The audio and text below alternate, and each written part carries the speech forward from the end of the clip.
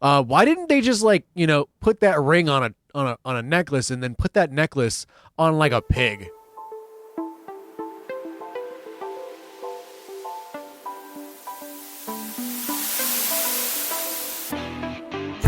Welcome to the Variety Voiceover. This week, two geeks discovered that 3 is in fact the magic number. I'm your host, Camden Parsons, here with my co-host, Derek Yarnovic. And this week is a special episode. We have a guest on today. Would you like to introduce yourself? If I have to.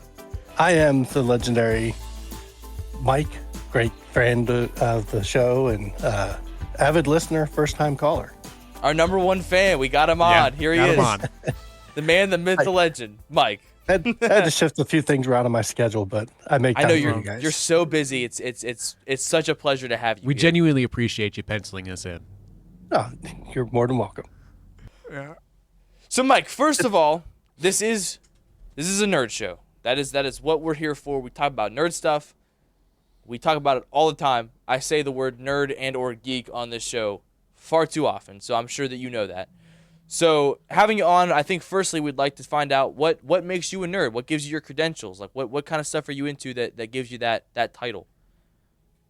Well, I'm a man of many interests and as well as many talents, ladies. Oh, nice. Oh. But yeah, I grew up reading comic books there in the early days when Japanimation started coming into American Yeah. television, in the local Blockbuster videos, that sort of thing. I miss Blockbuster. Yeah, basically, I just grew up reading comic books, watching cartoons, any anime. You know, the early days of Toonami, where the only thing that was really on every day was Sailor Moon. You know, so you took what you could get back in those days. Yeah. Oh yeah. I've heard Sailor Moon's pretty Yeah. good though. I've never seen that one myself. I haven't either. And it was definitely something that I want to get in. I want to watch one day. Sailor Moon is like one of those like staples. Like it's one Yeah, of that's like what the I've heard. originals. And they say that Sailor Moon can beat Goku, and it triggers a lot of people. Mm, I love ridiculous power scalings like that, especially because like as an avid fan of Ben 10 myself, Ben 10 solos everybody. And everyone always gets mad when you say that because Wrong. No, listen, even if you take out Alien X from the roster, Ben 10 could still solo 99% of anyone you throw at him. Wrong. Who? Go ahead. Who? Truth. Who the hell is that? Truth is one of the highest power scaled just beings in all of fiction. Well, he can't be that at all if he gets snapped out of existence by Alien X. Fat L, take it. He actually exists outside of reality. Oh, well, he can't So do it that if don't he gets matter. snapped out of reality. Oh, take the L, loser. There's actually a very long debate about this on YouTube, and Well, good thing we here at the Variety Voiceover are mass debaters. All we do on this show is debate. Man, I'll tell you what. If anything, we're masters at it. We're master debaters. Yeah. Isn't that right, Mike?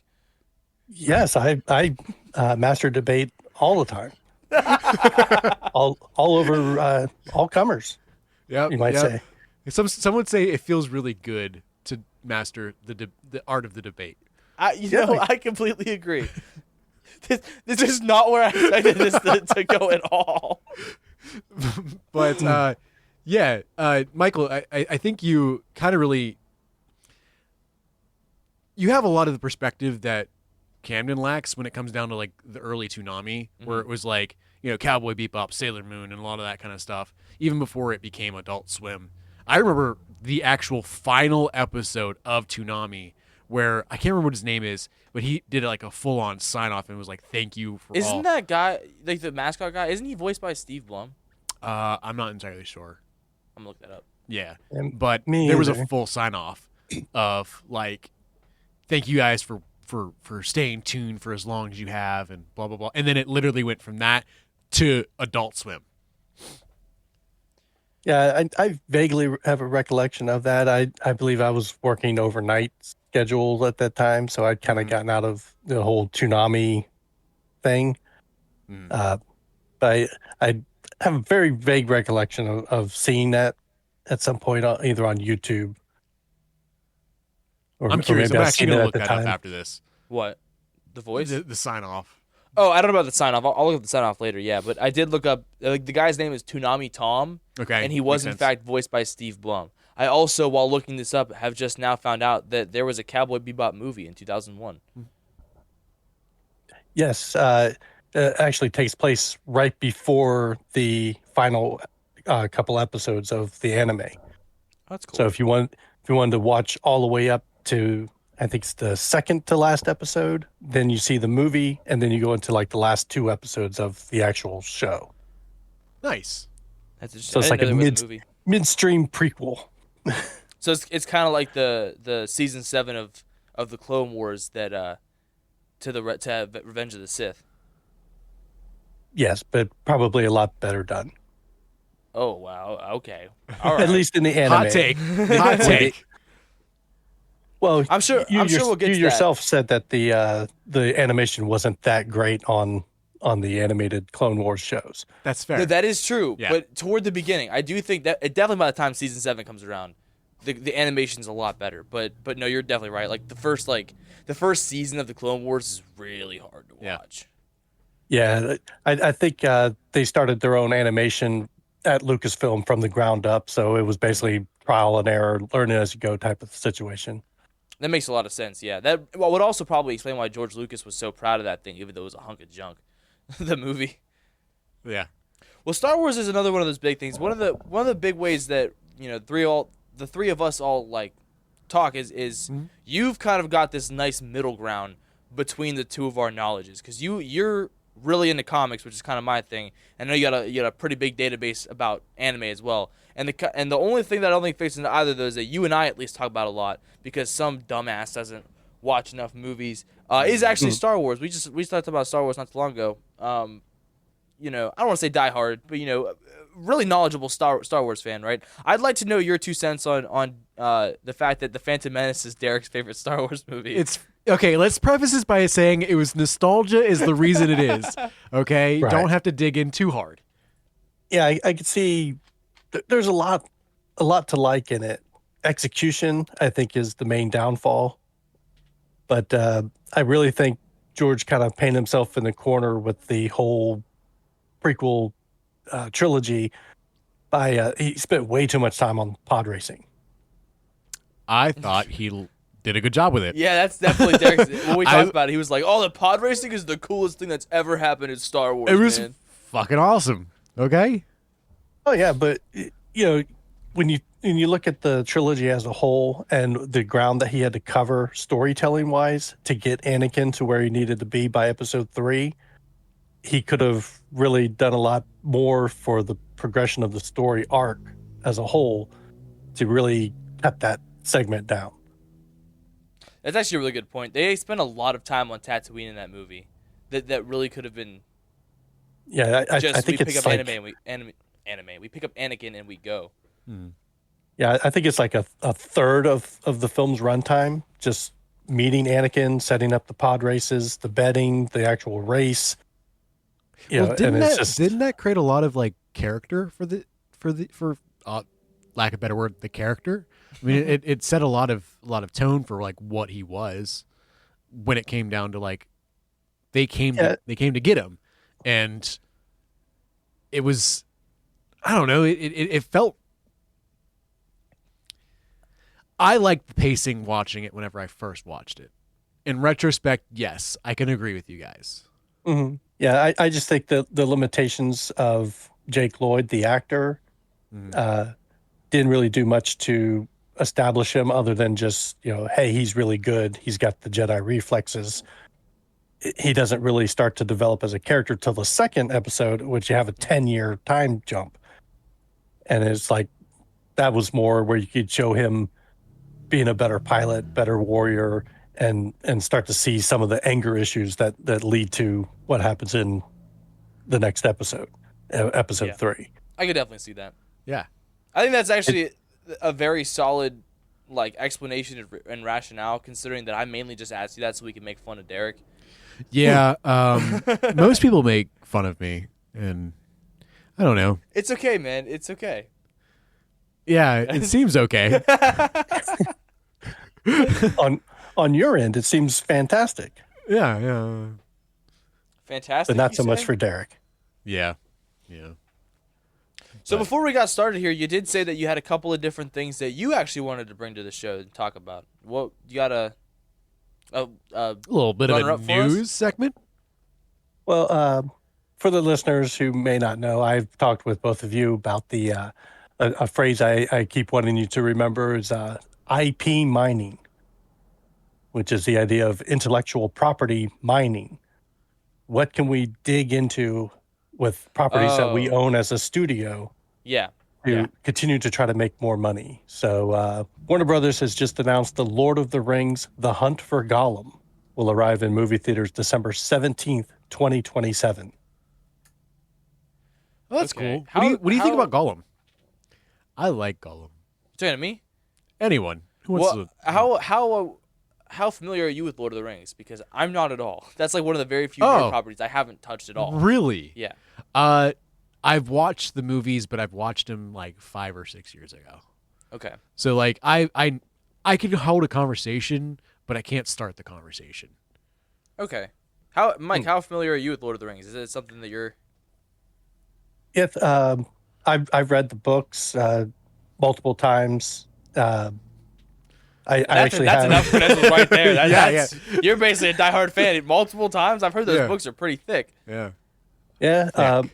I also have behind me on my bookshelf, I have the entire 12-volume set of the entire history of Middle Earth. And one of my plans for this year is to read the whole thing so I could be even more insufferable know-it-all when it comes to Lord of the Rings. You hit it with the actually, and you're there. Yeah. Yeah. I want So to what do you know think about- it all. Yeah. What do you think about Gollum? One does not simply walk into Mordor. Yeah. Yeah, Gollum's one of the most interesting characters in sci-fi and fantasy.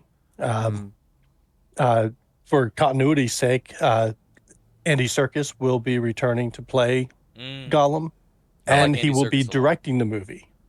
Oh, that's interesting. I don't know how Yes. many projects I've seen that he's directed offhand. I know he directed Venom, Let There Be Carnage, and that movie wasn't written super great, but I did like the direction of it. Yeah. But he also directed a Jungle Book live-action movie. I didn't Kind see of got that. overshadowed. Remember, Jon Favreau had his Jungle Book come out. Yeah. Well, around the same time, Andy Serkis had a movie come out as well. Huh. So he had done that I know of. He actually started getting into the directing during the original Lord of the Rings, where Peter Jackson put him in charge of second unit to go out and get establishing shots and things of that nature.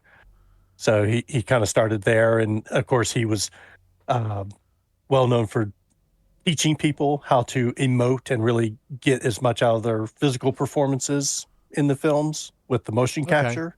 Yeah. Which led to him doing video game stuff, namely like Heavenly Sword, which was one of the first big games that came out on the PlayStation 3. Yeah. So he's done a lot with video games and animation. Yeah, he's big Uh, in the mocap. That he's like one of the biggest, like, what's the word, forerunners Yeah. when it comes to, like, especially with movies and stuff. He's done a lot of mocap work, and he's been stellar every time. That's awesome. Which I imagine, since it's progressed so far and it's become really, really great over the years, that it puts a lot of perspective. I called him out in between episodes that he says that all the time, and now I feel like he's doing that on purpose just to mess with me. I am. But to kind of segue into like a little bit of a weird thought I have about the Lord of the Rings. Why didn't they just put that ring on a necklace and then put that necklace on like a pig? Or Listen, any animal As ever. somebody who doesn't know squat about Lord of the Rings, that sounds like the dumbest idea. Wouldn't it be easier for the bad guys to get it if they're stealing it from a pig rather than a hobbit? No, just keep it on. Like protect the pig, obviously. But Well, the pig would be invisible. put it in a Would it be cage, still then put invisible it if it's on. on a necklace and not like on the pig itself? Like, 'cause Just- they had Yeah. the ring, but it didn't turn them invisible until they put it on their finger. Right? Exactly. You don't have to put That's pigs true, don't have that's true. fingers. Just put it on a necklace. Put it around the.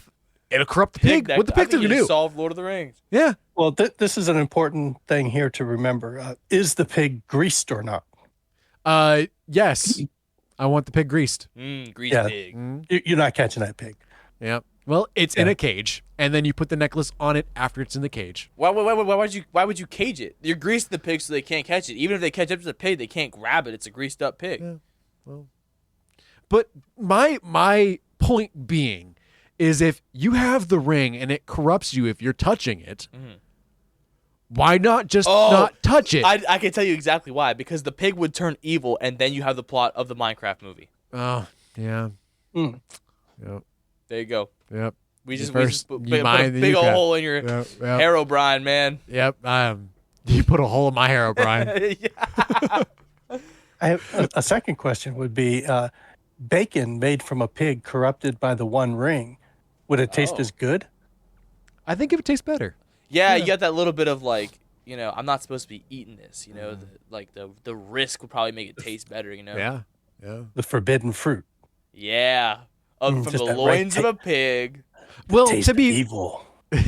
but to be fair and to kind of burst the bubble and be a little bit more of a realist when it came down to that, it would actually taste worse because there's a lot of studies that like when it comes down to humanely processing meat that it tastes worse if the animal feels fear while it's happening. That's why they don't typically cook like crab or anything like that. Yeah, because there's like certain like hormones and endorphins and Yeah. stuff that are released when you feel fear. Or Yeah. whatever.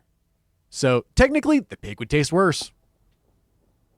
Yeah. But does evil make you? But are evil and fear the same thing?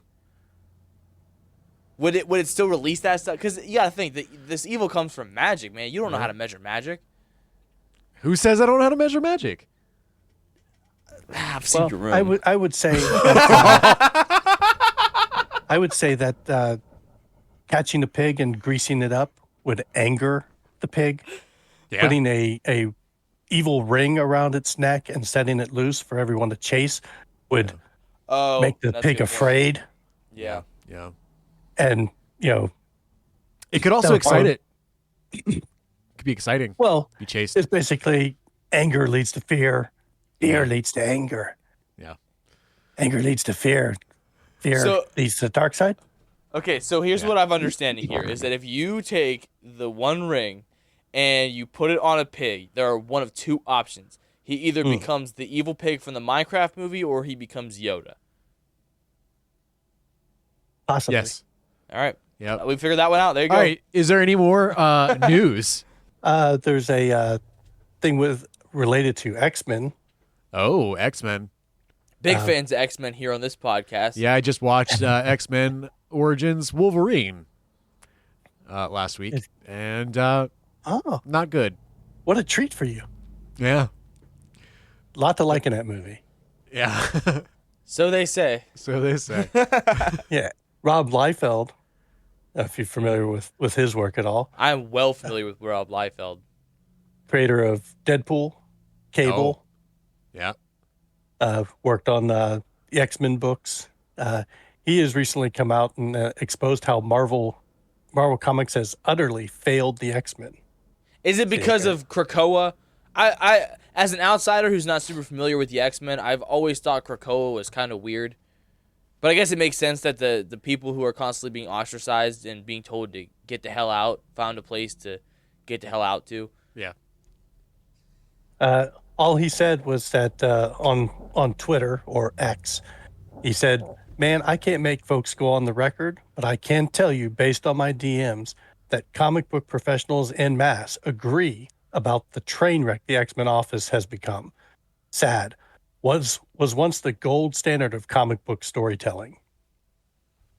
To which Doc replied, "That whole office is in free fall ever since Hickman just pieced out like 10% into his plans for the line.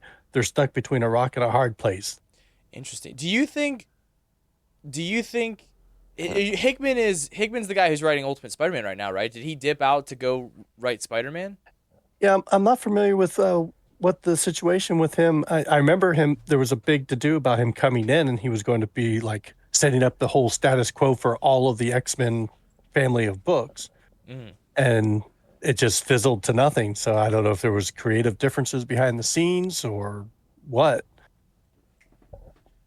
I know that's something we talked about too before, is that you're a big diehard X-Men guy, right? We've talked a little bit behind the scenes of that's part of the reason you got us Dark Phoenix Saga to read for the show, is because that's big essential X-Men story, right? You've talked a lot about Chris Claremont's run on the X-Men, how much that like really cemented them as the juggernaut in the comic that they are. You know, would you say that that's their best run? Like, is the Chris Claremont era? Yeah, I mean, basically, he came in right after they brought in like Wolverine, Colossus, Nightcrawler, who else? Banshee, Storm, and Kitty Pryde, and basically anything that you know and love about those characters was developed by Chris Claremont over a 17-year, for all intents and purposes, an uninterrupted 17-year run. Which is crazy. I could not imagine writing a single comic for 17 years. Yeah. I mean, the guy would he'd drop little tidbits here, and they wouldn't pay off. You know, he'd drop something in an issue, and it wouldn't pay off until 5 years down the line and become a major plot point. So, and he had the time to do that. But as he himself has said in interviews, the problem was being a victim of your own success, which I don't know if you're familiar with Invincible. There's a guy named Conquest, and he knows about being a victim of his own success. Invincible? What's that? I've never heard of that. Yeah. We don't. I'll tell you. I'll tell you after the show. Oh, okay, yeah. I don't think we've ever even talked about it here at all. But yeah, it became a situation where in order to get top tier writing talent to X-Men, to Marvel Comics, what can we do to entice them to come here over the competition? Well, we have the best selling book that everyone wants to work on, the X-Men. Only problem is Chris Claremont is writing the X-Men. So it became like, it made people want to play in that universe, but you already have an established guy who's not going anywhere, who makes it such a valuable commodity. So you start developing spin-off books like X-Force, New Mutants. Oh, yeah. Solo Wolverine comic books. For the longest time, they would do a new book, and Chris Claremont would still write it. So he was writing like 3 or 4 different things. His toes in the pool. Yeah. That's interesting. You said you had a third news segment? X-Men started with a giant size X-Men. Yeah, that's an iconic cover. My teacher for the last 2 years of high school had that comic book cover hanging up in the classroom. Well, there's a giant size Amazing Spider-Man that's coming out. Going to be featuring a new character. Oh, I'm always skeptical for that because I feel like every time they introduce a new character, it's something stupid. Like I guess I can't say too much because I haven't read that much about him, but like they just introduced that Spider-Boy character a couple years ago, and they're trying to push him so hard. He's got his own run now. He's shown up everywhere in different Spider-Man comics, and like I've never liked the idea of Spider-Man with a sidekick, which is part of the reason I like the fact that like Miles Morales ended up being his own guy. Like he's not a sidekick really. He's just like a younger, like newer guy. So the fact that they finally did give him a sidekick, I just don't think it works. But like I said, that in all fairness, that is coming from like I never really read a whole lot of material with him in it. But I don't know. Dude, does it say anything what the new character is? Is it like just like the tease is there's a new character? Or do we know anything about him? Yeah, he's called Rapid. And he's being built as a character that will change the future of Marvel Comics. Oh, so the hierarchy of power in the Marvel universe is about to change. Yes. With the dude named Rapid. Or the fact that it says the future of Marvel. Does that mean is he a time traveler? That's fair maybe. Too, yeah. I don't know. But he'll be making his debut in Giant Size Amazing Spider-Man #1, which will be going on sale June 11th. Okay, not too far away. It's a 64-page giant. I guess it's an oversized book as far as being larger in page count. Yeah. It will feature Spider-Man, the Fantastic Four teamed up written by Kevin Smith. Ooh. And it will have Kid Venom's multiversal crossover with Edge of Spider-Verse's Cyborg Spider-Man. And a Marvel timeline exploring adventure with Win from Jonathan Hickman's Gods in a new tale by Al Ewing and artist Mark Buckingham. That sounds like it'd definitely be interesting. I want to say that sounds like there's a lot going on in there, but that's kind of sounds like it's the point of a giant-sized issue. Yeah. Mm-hmm. I definitely am curious to check that out, though, because like I said, I mean, not me, diehard Spider-Man. I'll read anything written by Kevin Smith. I like Kevin Smith a lot. Yeah. It definitely just sounds like it could be interesting. I like finding stuff like this where like I've only recently gotten to the point where like, I've been into comics for a real long time, but I've never actually like properly sat and like collected them and everything. And especially in the modern landscape of like DC, Marvel, like the big two, it's really hard to try and just pick up and get comics. A, because they're so expensive. It's like $5 a book now. But also just because like, there's so much going on, and this is how it's always been, but there's so much going on that like I don't want to have to pick up a bunch of extra books to understand the one book that I want to read. Yeah. So it's kind of nice when you get something like this where it's a single giant-sized issue. Maybe it's for a line, or maybe it's start of line, whatever. But it's a single issue, big size. You can just pick up from the store and give it a read. Yeah. I'm probably gonna end up picking that up. It's weird. Are they able to fit in cars? What? The giant-sized comic. It feels like it'd be really difficult to transport unless you folded it. Hey, what the hell are you talking about? A giant comic, like it's not. No, it's a lot of pages, not big. It's not big. It's not big. Then that's just a book. Like you don't call a many-page book a giant book. No, you're right. From here on out, I will refer exclusively to big books as giant-sized. Yeah. Harry Potter, Lord of the Rings, the Bible, all giant-sized books. I got a Bible on my shelf. It's not that big. Well, because the words are tiny. The Bible's cheating. Oh, but yeah, I think an additional 1/3 the size Amazing Spider-Man doesn't have the same ring as giant sized. I think they just mean it's a slightly bigger measurement size. Some would say it would hurt. Yeah, it's just simply too big. Yeah, it's just too much. Yep. They like the smaller ones. Yep. Anyway, you guys, I understand that you guys have watched a movie recently. Oh, okay, we're doing this. I figured it's a good topic. I for you guys. have not seen a movie recently. Oh, you did not see it yesterday? No, I did not. Oh well, we can cut that. Okay, well then we're gonna play a game where I'm gonna talk about this movie and try not to spoil it. No. But kind of going in there. Well, we can kind of talk about it a little bit. Yeah. I think there is something we can talk about that movie. So Thunderbolts just came out. Yes. And as of right now, the big thing that I think is you could talk about without spoiling the movie is the fact that they just randomly decided to change the title. Yeah.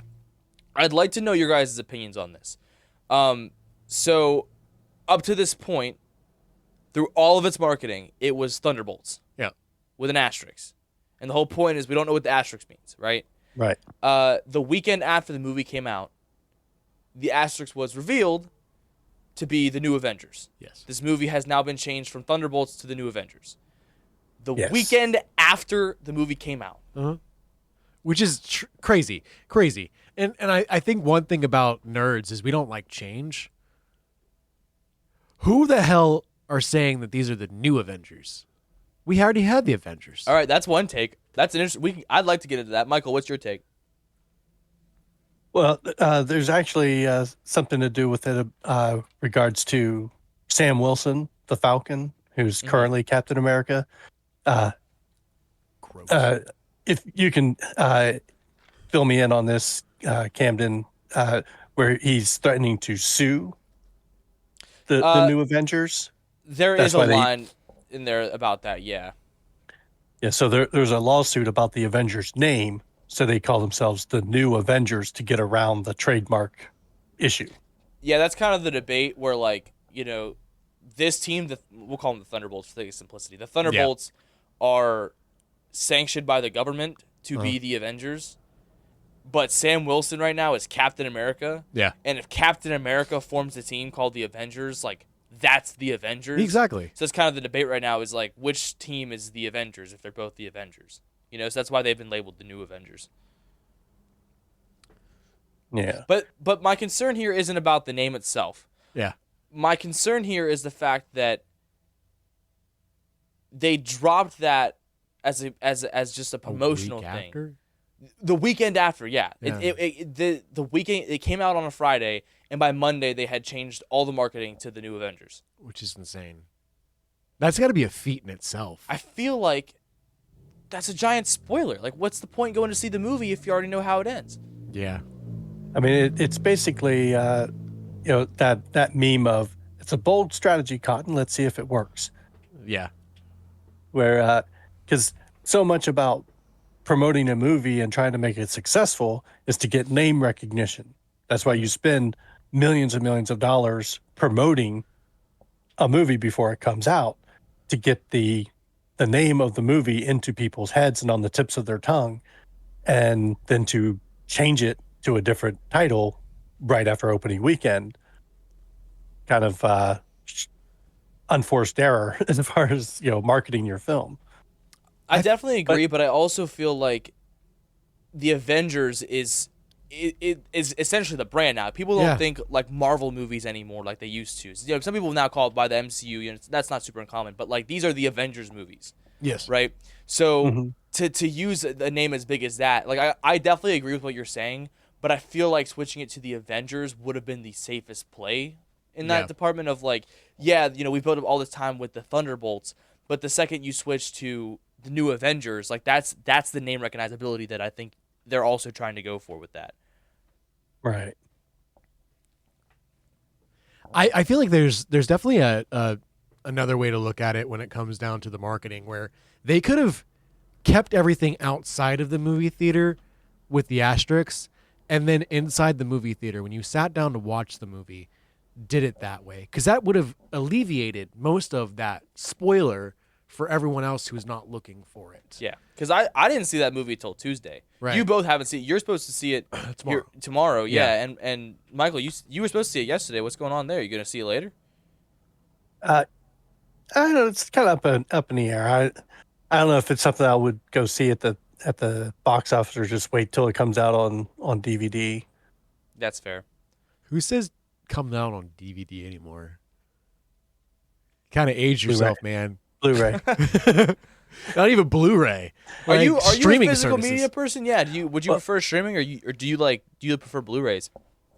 I was someone who was very excited about streaming, but then when things started getting censored and removed on a whim, it's kind of like, hey, I bought this on a streaming service and now I can't watch it anymore. So Yeah. I'm very much a proponent of going back to purchasing physical media. I agree. That's It's fair. really So- frustrating as somebody who's such a diehard Spider-Man fan, and I can't watch the Spectacular Spider-Man anywhere. I own the whole first season on DVD, but I can't. I mean, I guess I haven't really looked for it. Yeah. I guess, but I can't find the second season in there's the store near us called the Exchange where I've been looking. I guess I could probably look online. You probably look online. I guess the real error here is that Is I'm you. not true enough to myself to look for the second season of Spectacular Spider-Man. But my point is, I should be able to watch it whenever the hell I want. Disney keeps toying with me. Yeah. But I think there's a beauty in collecting physical media too. I agree. Where you have that collection, and it's gone so far away from that huge DVD collection where you can kind of go through and go through the movies, and power goes out, or not power goes out, like internet goes out, and what are you left with? But not just that, but Blu-rays also have better quality, because even though streaming services can provide like 4K, Ultra HD, whatever, You get that fast internet for it. not just that, but instead of it being bounced back and forth, you can actually get lower rates that way. Frame weights. Flip weights. You get lower frame rates that way. It's on a Blu-ray. It's just the information's all on this drive. It's not coming from anywhere else to you or sending back out to bounce whatever. It's you push this in and you call it a day. I don't think I've ever really sat down and tested that. I'm interesting to see what the actual difference would be, like, in practice. Yeah, I guess that's true. I know this stuff from just practicality and, Yeah. and putting your own thought in. Well, I've seen what it would be people talk about it before online and stuff, but like, no, you're right. I've never like sat down and been like, let's put on the same movie at the same time, but one's Blu-ray and one's from streaming. But yeah, Where are your pants? they're on the floor. Why are they on the floor? Why not? That's where pants go. Yeah. You're lucky I'm wearing underwear. Oh, jeez. Are they clean underwear? No, Uh, obviously not. well, that's a bonus then. Exactly. Got to have that man musk. Yeah. Gets baked in after a while. Exactly. I hate this so much. I know you do. Yeah, so another problem with Thunderbolts was all of these characters are kind of second or third characters as far as, like a mainstream consciousness. Hmm. I mean, because, you got Ghost, who's from Ant-Man and the Wasp. Yeah, that movie came And out. does anybody 2018. really We haven't seen it remember? since. And then you got John Walker, who was in a TV show that was on Disney Plus. And, you got the new character, Bob, the Sentry. How many people know who Bob! he is? I love the Sentry. It's actually one of my favorite superheroes. What do you know about Sentry? I watched a video on YouTube about him. Yeah. All right, fair enough. He's the Marvel superhero. Or Superman. Yeah, he is a Marvel. That is correct. Wow. Must have been a pretty detailed video. Yeah. Yeah. That was it. It was 30 seconds. Yeah, he's like, this guy is from awesome. Marvel, and he's a hero. Bye. Yeah, I too watched videos where they recap. I think it was Dark Reign, where the Dark Avengers, led by Norman Osborn, Yes. attack We just talked about Asgard. that. Yeah. Oh, I know they And, attacked Asgard. That's one of those stories that I know about, but I don't think I know anything about it. Like, I know of Dark Reign. I think was coming out. Was the first like major comic event that I was like aware of. Like when I was a kid, that was coming out, and like my dad was getting those. I think we actually had one of the issues came with a poster, and I think I actually had a Dark Reign poster with Norman Osborn on it, like against my bed. But I've never read that story. It's interesting. We've had the conversation about the Dark Avengers several days now. Yeah. I wanna read it, or Trying to remember who's all on that team. I know obviously Norman Osborn's on it as Iron Patriot. I know a lot of the characters on there are just like evil people taking over mantles. What Bullseye dressed up as Hawkeye? Yes. There's a Yeah. Wolverine and a Spider-Man. I don't know who those guys are though. Wolverine is a character named Dakin or Dakin, however you say it. He's the son of Wolverine, so he has the same power set. Okay. But his 3 claws, he has 2 claws that come out of the back of his hand, and then one that comes out where his wrist is. So most of the time, he just pops the 2 on the back of his hands. But he wears the brown and gold Wolverine costume. yeah. Okay. They got the Spider-Man villain, Scorpion. Okay. They give him the Really? Venom. He's the Venom symbiote wearer. And I guess they just call him Oh. Spider-Man. Huh. Is that where he first gets the symbiote? Because I know about Matt Gargan being Venom for a while there, and I'm pretty sure he gets it from like an auction or whatever. But I didn't know that that's who that was for Dark Avengers. That's pretty interesting. Yeah. I'm not sure. I think Flash Thompson, if you know him, Yeah. Yeah. I believe he had the costume before that. There was something where he lost his legs somehow, and then That's Agent Venom though. Isn't that after Matt Gargan? yeah, I'm not too familiar about that. Me either. That's something we look into for sure. I it's- was talking to my buddy recently about Venom and about how he doesn't like the fact that they turned him into an anti-hero. I think you and I had this conversation Yeah. already.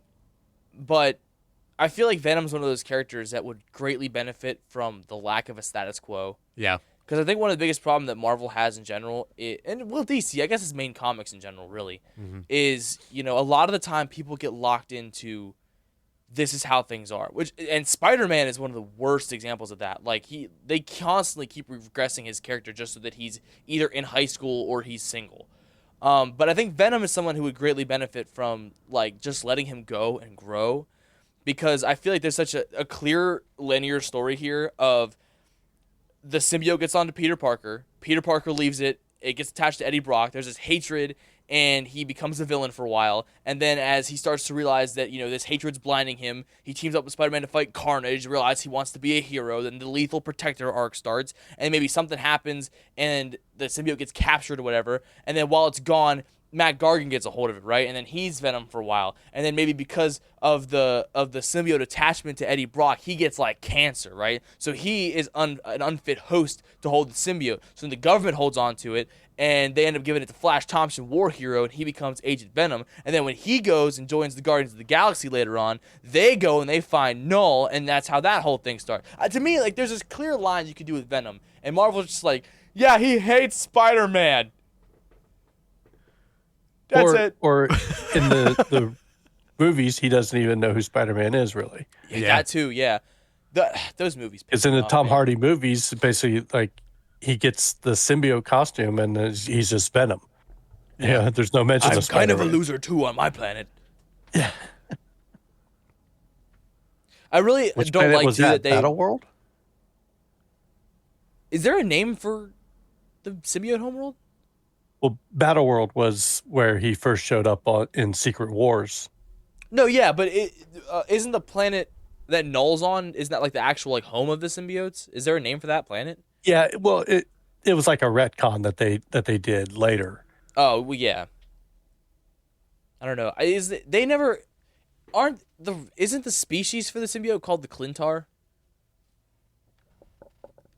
Pretty sure they're called the Clintar. That I do not know. I don't know. That Venom's another one of those ones where like he's kind of gotten a lot distant from Spider-Man over time. So there's a lot of his lore that I'm not as familiar with when it comes to like, diehard Spider-Man, but not diehard Venom. So yeah. Personally, I like Venom. Like, it's probably one of my favorite. Oh yeah, he's cool for sure. Yeah. I remember as a kid, I really liked Spider-Man 3 because Venom was in it. Yeah. And now I'm much older and much more aware. And now I don't really like Spider-Man 3 because Venom's in it. Well, that's fair.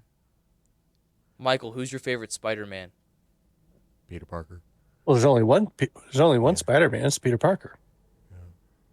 I asked him the same question. Mm. And he hit me with that. It's also not even true. Miguel O'Hara, Miles Morales, Hobie he said, Brown. Nope. Listen. You want to diss all the rest, so that's whatever. That's your prerogative. But Miguel O'Hara is one of the coolest alternate versions of anything ever, and all of awesome. I have Spider-Man 2099 #1 from the 90s. I have it. I own that comic. I'm very proud of that. I have no idea who that is.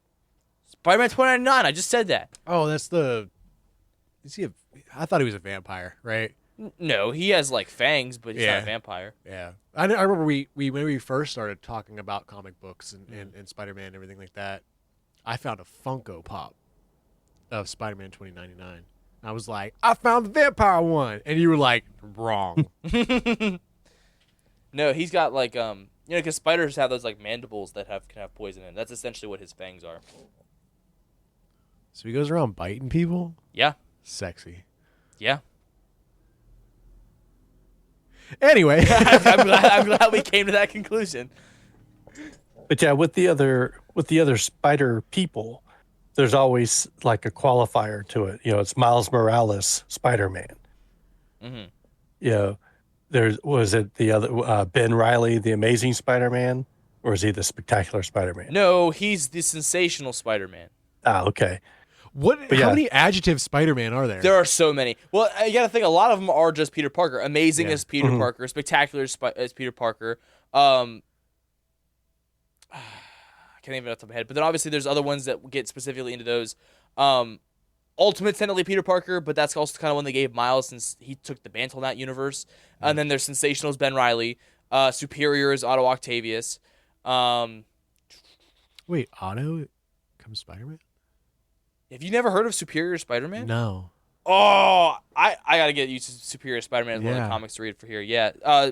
So basically, Doc Ock is dying, Yeah. right? And he's like, I know how I'll get out of this, and switches bodies with Peter Parker, and then Nice. Dr. Octopus's body dies with Peter's mind inside of it. So Peter's dead. And his consciousness haunts Otto as he vows, because whenever they do the switch, he becomes infused with Peter's memories. So obviously, like, the events of, like, everything that makes Peter Spider-Man is now in his head. And he's like, whoa, I could definitely do this shit better than he could. So he vows to become the superior Spider-Man. And as it turns out, it's a lot harder to be Spider-Man than he thought. So he ends up regaining control, and it's a whole thing. What's really funny is a classic. Everyone talks about how Spider-Man's super strong. It doesn't really show it. Yeah. When Otto first becomes Spider-Man, he goes to fight crime, and he's like, I'm going to stop you, Scorpion, and punches him in the mouth so hard he knocks his jaw clean off. I remember this. Yeah. Yep. Like I think we've had a conversation about that. I think we have, yeah. Because we it's talked classic. about just the power scaling of Spider-Man himself and where he has to hold himself back Oh, like yeah. 90%, just to kind of do that. Mhm. And where, just My other favorite superior moment is right when Peter comes back. I can't remember what happens, but somehow his costume gets all torn up and he's like bare naked except for his mask. nice. So he's like, oh no. And so he like webs himself a pair of underwear. But what he didn't know is that while Otto was in his body, he changed the web formula to make it like twice as strong. So Peter is essentially wearing this like web diaper that he can't get off. It's really funny. Well, yeah.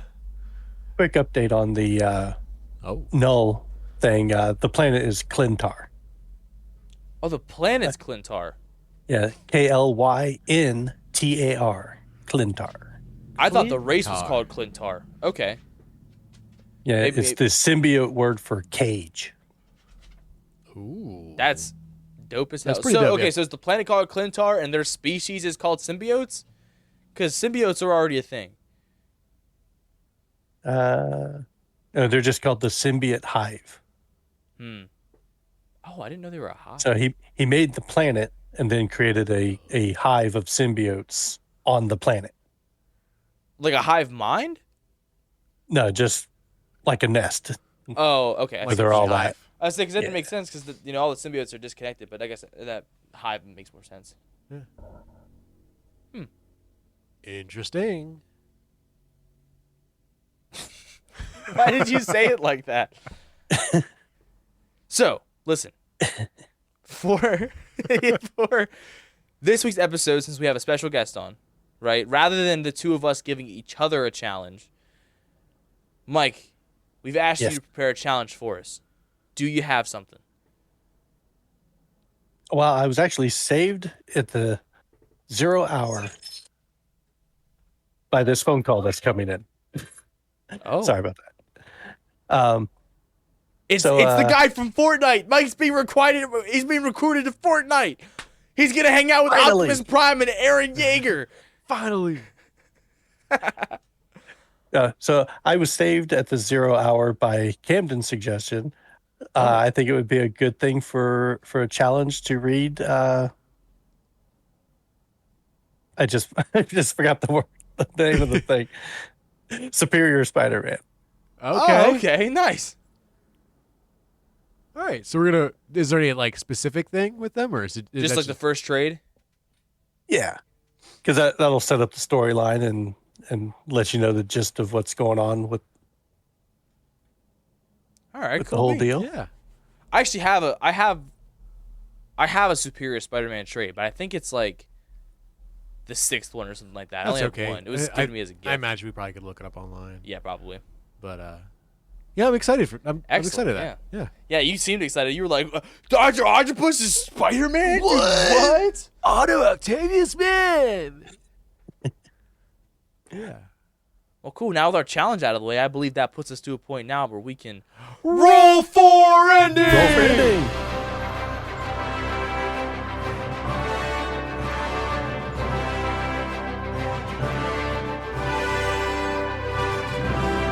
No! Why are you the one who got 5? Is it Slap Host? It's Slap Host. Yes. Yes. Okay. I was hoping that we'd get one where Mike would be able to participate, but unfortunately, number 5 is. Wait a minute. Oh wait, no, I am hosting. Yeah, you're host. So unfortunately, Derek is about to come over here and slap me across the mouth. Let me just go ahead. Let me just go ahead real quick. I'll give the outro. That you come over here and smack me in the mouth. Okay. I don't know if I'm gonna be able to. I'm gonna be honest with you. Thank you for listening to the Variety Voiceover. That's all for this week. In the meantime, you can check us out on Spotify, Apple Pod. Oh, he's taking his headphones off. Apple Podcasts and YouTube. While on YouTube, you can check out Comeback Kid Films for video projects. You can email us, be part of the show at varietyvoiceoverpod@gmail.com. But as for now, this voice is over. Ah, that was weak. Slap me like a man. Slap me like a man. I can't. You want to do it? I didn't even hear it.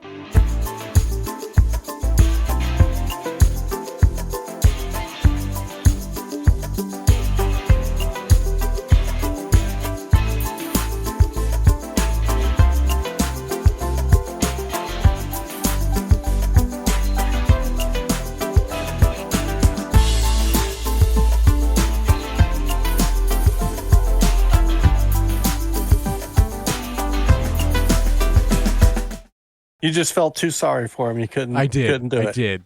I got those puppy dog eyes. Yeah. Was it the puppy dog eyes, or was he flinching? Huh? Oh. He had a boner actually. Oh.